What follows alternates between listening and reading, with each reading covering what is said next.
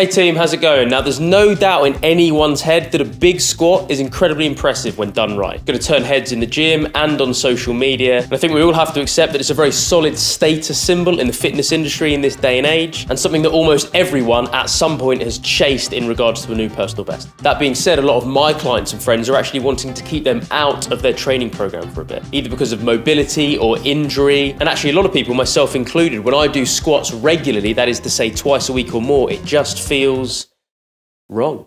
I've got long femurs, I'm quite an elastic athlete, I've got a natural anterior pelvic tilt. So squats for me, when done regularly, they just have always felt as though they're just doing damage. So if that's the case, should I be avoiding them altogether? Or are there alternatives and tweaks available that can keep me still in the remit of squatting, but without knackering my knee constantly, giving myself lower back and hip pain, and risking injury and soreness every time I put the barbell on my back? Basically, I'm asking the extremely controversial question of whether or not barbell back squats really are the king of lifts, or whether or not we are all wrong about this, and other variations are safer, better for our natural body shape and biomechanics and the way that we're naturally built, and more likely to actually get us stronger and help build muscle. Well, let's take a deep dive, shall we?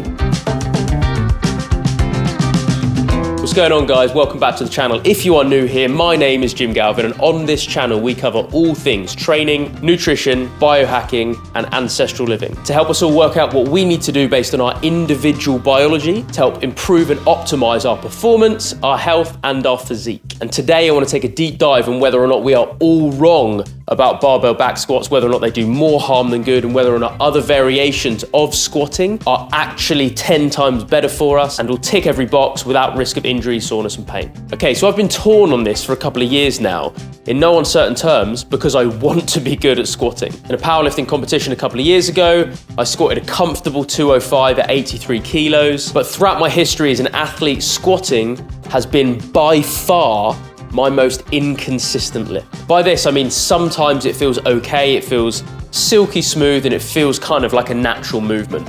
But far more often than not, it doesn't feel like this. It's difficult to describe, to be honest, other than just saying it feels wrong. I very rarely have to stop squatting because of fatigue, like I do with bench, or overhead, or pull-ups, or deadlift, where the movement feels fairly normal and natural. I just have to stop because I can't lift anymore, either because it's too heavy or a localized burn in the muscles that I'm working. Squats aren't like this for me. It either feels like I'm in the wrong position, it feels like it's wearing away my joints, it feels strangely unstable, and it kind of just feels like it's just grinding things down. And I say this now, in the 10 to 15 years that I have been squatting, I have messed around a lot with different stances, grips, kind of positions with the bar on my back, different heel raises, etc. I've tried a plethora, a multitude of different kind of variations to try to get to a stage where it feels normal and natural and kind of intuitive to do this movement, and I haven't found it. So then I sit down with Ben Simons a couple of months ago, good friend of mine, two-time, hopefully soon to be three-time Olympian in the sport of bobsleigh. And this guy is the epitome of power. The sprint and jump and throw stuff that he does is absolutely incredible. The way the guy moves and the way the guy jumps as a 95 kilo athlete is legit something to behold. And he walks me through the idea that barbell back squats are just not for everyone. That again, we look at them in the fitness industry as kind of like an intro lift as a staple part of training, but they are actually something that is incredibly advanced and not necessarily something that should be prescribed for everyone based on the way their natural biomechanics and their skeleton is built. Again, long femurs, naturally elastic, anterior pelvic tilt, so you're gonna have a butt wink every time you do it. He literally said to me, I'm the perfect example of someone who should not regularly do deep barbell back squat. And this is why I've been incredibly outspoken about this concept ever since. I don't really squat anymore at all, and I have seen absolutely no decrease in either strength or muscle size. I've replaced it with things that do work for me.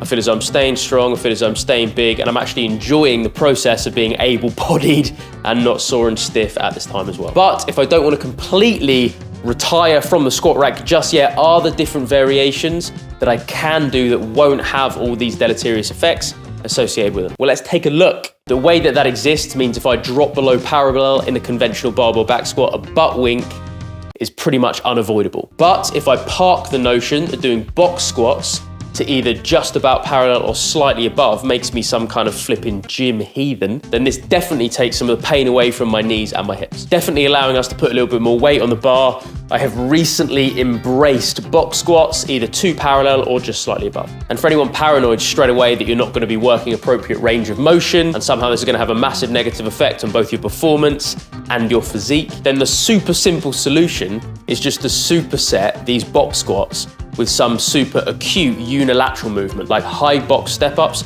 or deficit lunges. This way the angle, the knee and the hip on these movements are super acute, so you are developing strength at range, do not worry. And this has kind of led me to another pretty powerful realization.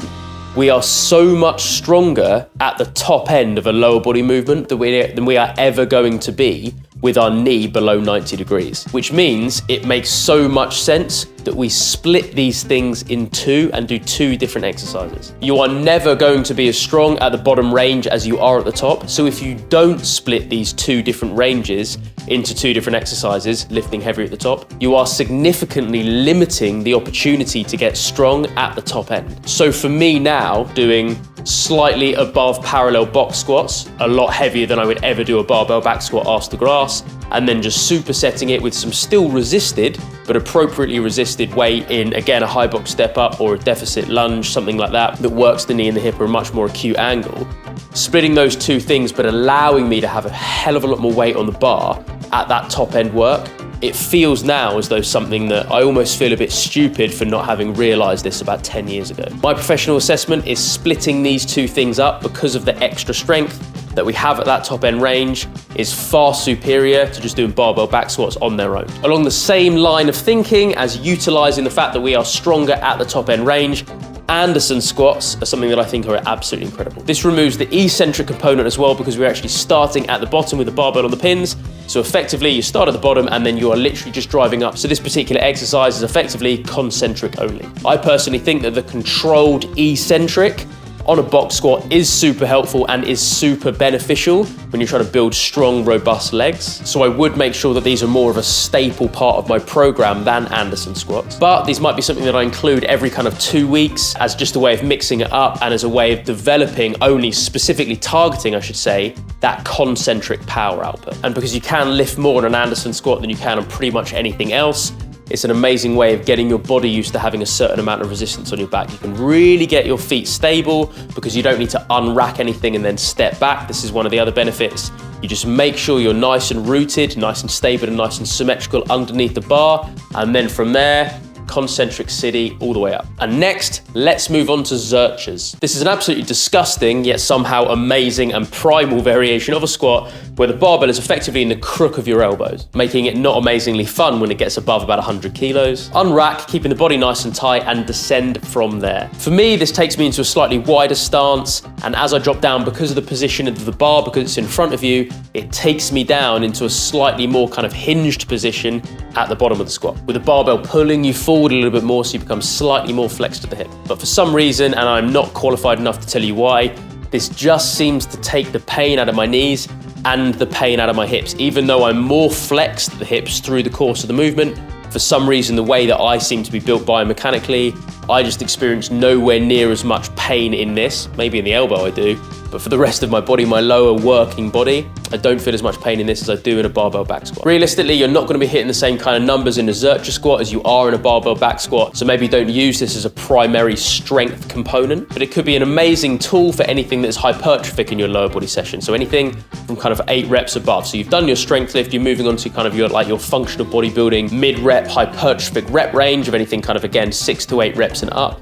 And this would be an amazing inclusion at this point. So a lower body session without standard barbell back squats is already starting to take shape, right? So the strength component of this might be heavy box squats for 4 supersetted with some deficit lunges. That's the strength component, 3 or 4 sets of that. And then you're moving on to 3 sets of 12 of Zurcher squats. So what's next? Let's look at something that is kind of like a barbell back squat. Basically, it is a barbell back squat, but executed with a safety bar. This is a bar that is shaped slightly differently as you are seeing here, but one of the primary differences is it allows you to grip these handles in front of your shoulders. This can be a bit of a game changer actually, guys, and let me tell you why. For anyone with tight pecs, which is a lot of people who lift, this could cause you to potentially round your upper back when you are gripping the barbell when it's on your back. And when your shoulders are rounded forward, you've got the bar on your back, everything starts to get pulled out of position. This is going to have an absolutely nightmare butterfly effect all the way down from there. The safety bar either removes or at least massively mitigates this issue, taking shoulder girdle mobility and position slightly out of the equation, allowing you to maintain a much better, stronger and more stable position in the thoracic spine. Means it's a lot easier to maintain a stronger, stable position all the way down. It probably won't have that much of a positive effect or be as good a variation or replacement to normal back squats if the reason that you can't do barbell back squats is knee pain. But if normal squats usually pull on your back or your hips, this could be a bit of a flipping game changer for you. Only downside with this, as you might have guessed if this is something you haven't seen before, is they are not commonplace in all gyms. It's quite easy to kind of bastardize and set something up under your bum that is an appropriate height for a box squat. I would hope most gyms somewhere have the infrastructure to set some pins or some bars up within a rack or some strong safety bars so that you can do Andersons. Put the J-hooks down and you can do Zurchers. Safety bar squats are a little bit harder to come by. That being said, if your gym does provide one, you do have one, definitely worth giving it a go. So there we go, guys. I did not go into that much detail on any of these today or how to kind of structure this and how to expertly implement and kind of weave these variations into your program. I just wanted to communicate to you now that barbell back squats really aren't for everyone. So if for you they are something that just feels as though they're flipping grinding down your joints, it might not necessarily be because you're doing something wrong. It might just be because you have particular biomechanics, like I do myself, like Ben Simons, again, absolute lower body powerhouse, hasn't squatted in 2 or 3 years. The good news is there are other variations that can kind of keep you squatting, but tweaks on position and bar and method so that they aren't doing you damage and constantly having you feel as though you're doing yourself a mischief. Box squats, Andersons, Zurcher squats, and safety bar squats. If you can, for your next lower body session, give one of them a go. Replacing conventional barbell back squats with a combination or one of these might just be the thing that makes all those aches and pains and niggles go away and might allow you to actually enjoy squatting again. And because you won't be in pain, you can actually attack these sets properly, which will in turn help you develop strength and muscle size a hell of a lot more effectively. Really hope that helps, guys. And if getting stronger and packing on a little bit of good quality muscle mass is an objective for us, we might need to acknowledge that putting on a little bit of weight might be necessary. And in my opinion, how to put on a healthy amount of weight is something that is incredibly misunderstood and under-communicated in the fitness industry. So much so that I see not even a lot of people, but most people, clients and friends of mine that I know that have tried to put on weight in the past, have done one or a couple of little things while attempting to gain weight in a healthy way that have actually, ironically, prevented them from putting on muscle. So if you're curious as to what that is and putting on a little bit of healthy muscle is something you're interested in, please click this link right here to watch that video now. And as always, team, have an amazing day. Stay strong, stay healthy, stay awesome, and I'll see you soon.